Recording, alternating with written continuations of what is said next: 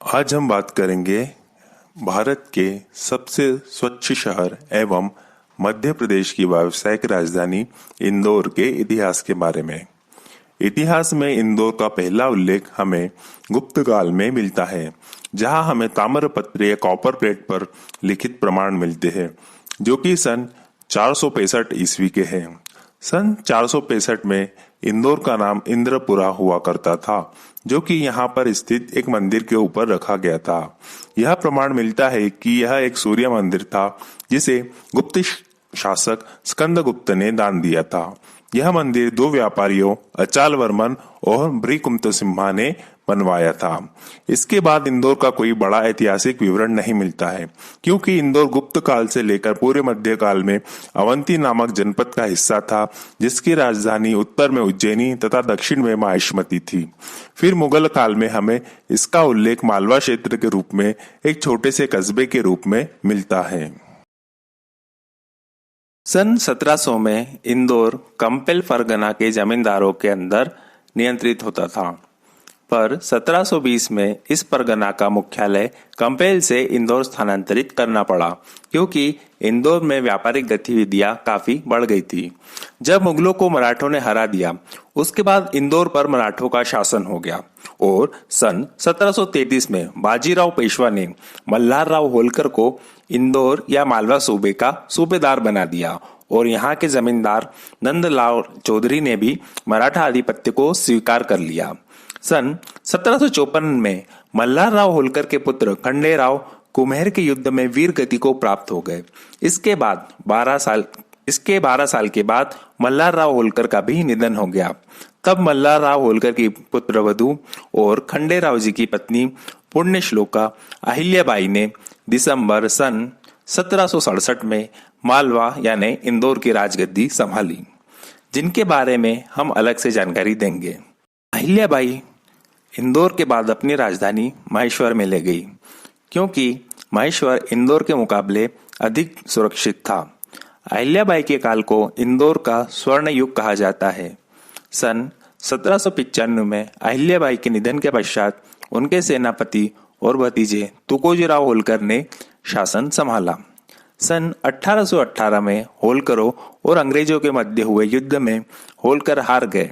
फिर अंग्रेजों ने मालवा की राजधानी फिर से महेश्वर से इंदौर लेकर आ गए। उस समय मालवा का सबसे बड़ा व्यापारिक केंद्र उज्जैन था, परंतु अंग्रेजों ने इंदौर को बढ़ावा दिया, क्योंकि उज्जैन के व्यापारियों ने अंग्रेजों के खिलाफ साथ देने वालों का सहयोग किया था। अंग्रेजों के आने के पहले तुकोजीराव होलकर के पुत्र यशवंतराव होलकर ने राज किया एवं अंग्रेजों से बड़े वीरता के साथ युद्ध किया और संघर्ष किया। यशवंतराव होलकर के बाद उनकी पत्नी तुलसाबाई होलकर ने इंदौर की बागडोर अपने हाथों में ली, पर अंग्रेजों ने पिंडारियों और पठानों के साथ मिलकर 19 दिसंबर सन 1870 में तुलसाबाई की हत्या करवा दी। फिर ब्रिटिश और होलकर के बीच एक संधि हुई, जिसके अनुसार मालवा पर ब्रिटिश राज का आधिपत्य हो गया, परंतु भीमाबाई होलकर ने इस संधि को नहीं माना और भीमाबाई होलकर अंग्रेजों के खिलाफ लगातार छापामार युद्ध करती रही, जिसमें उन्होंने अंग्रेजों के कर्नल मैकेलम को हरा भी दिया था। परंतु 21 दिसंबर सन 1817 को ईस्ट इंडिया कंपनी की सेना, जिसका सेनापति सर थॉमस हिस्लोप था, और होलकरों की सेना, जिसका नेतृत्व 22 साल की भीमाबाई होलकर कर रही थी, के बीच में महिदपुर का युद्ध हुआ। और युद्ध में एक समय ऐसा आता है जब ब्रिटिशर हारने ही वाले होते हैं, परंतु एक गद्दार गफूर खान, जो कि होलकर सेना में था, रण छोड़कर भाग जाता है, जिसके कारण होलकर युद्ध में हार जाते हैं। इसके बाद होलकर सदा ही अंग्रेजों के अधीन रहकर ही शासन चलाते रहे। अंग्रेजों ने होलकरों के साथ मिलकर कई विकास के काम किए, जिसमें इंदौर का व्यापार फला फूला।